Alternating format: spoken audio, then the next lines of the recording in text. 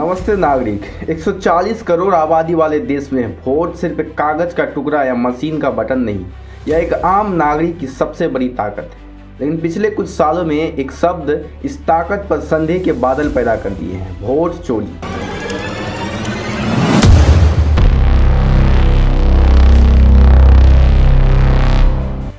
क्या 21वीं सदी के भारत में आपका वोट सुरक्षित है?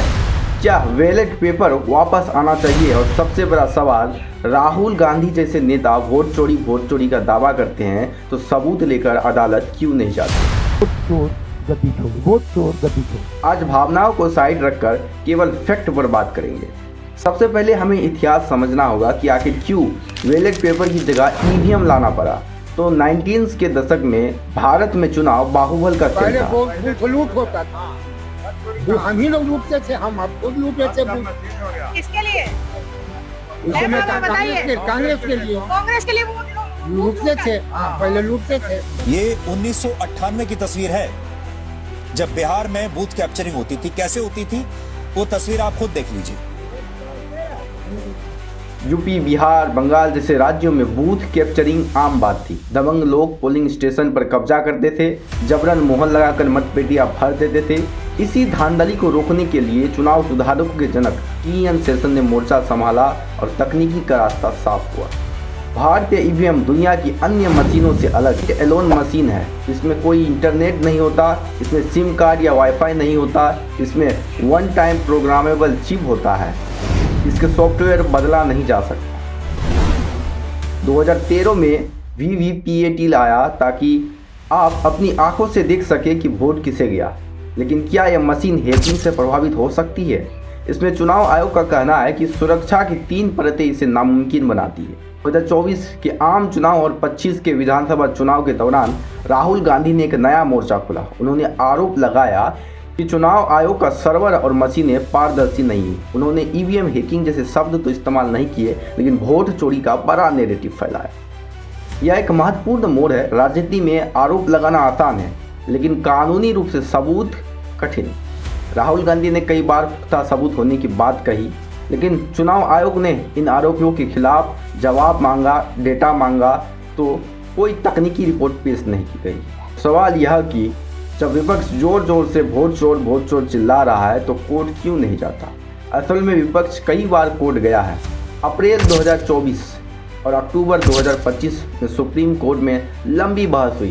कोर्ट ने कहा केवल संदेह के आधार पर चुनाव प्रणाली को नहीं बदला जा सकता। साथ ही चुनाव आयोग ने चुनौती दिया कि जो लोग गड़बड़ी का दावा कर रहे हैं वो कोर्ट में हलफनामा दे।